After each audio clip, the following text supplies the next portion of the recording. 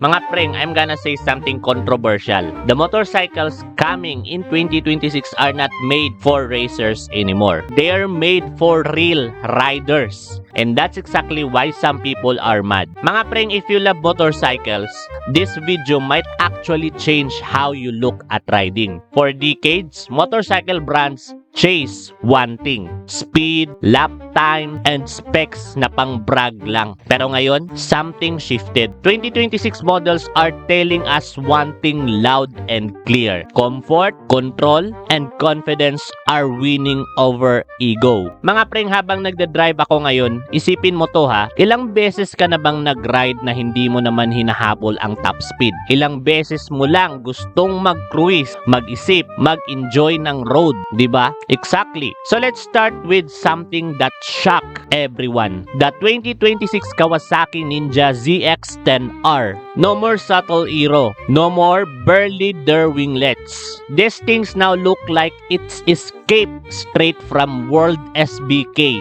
Integrated winglet, aggressive profile. It literally looks like it's moving even when parked. But here's what most people don't understand, mga preng. Those winglets aren't for look. They reduce front end lift, improve stability under braking, and give riders more confidence entering corners. So no, mga preng, it's not just a race bike flex.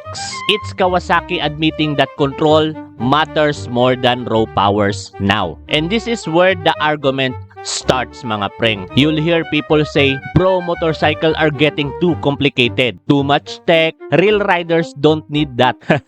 But let me ask you something, mga preng. If technology makes you safer, less tired, and more confident on the road, mga preng, is that really a downgrade? Now let's talk about the most controversial trend of all, the semi-automatic transmission. Yamaha AMT, BMW automated shift assistant, no clutch, just ride. Purists are losing their minds, mga preng. That's not real riding. You're removing the soul.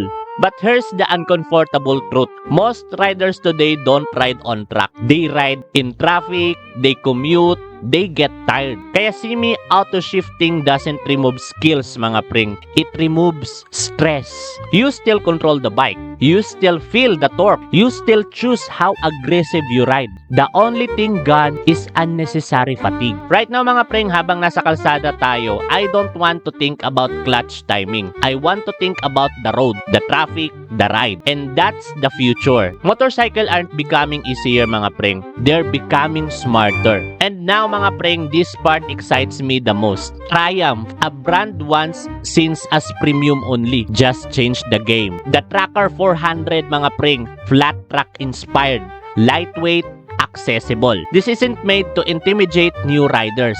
It's made to invite them. And that's huge because brands don't survive on legends alone. They survive by creating new riders. So when you look at 2026 motorcycles, don't ask, is it faster? Ask, does it make riding better? Because the future of motorcycles isn't about providing something. It's about staying on the road longer. And if you love motorcycle, mga pre, not just the machine, but the feelings, you're gonna love what's coming. So ride safe, ride smart, and ride for the right reason.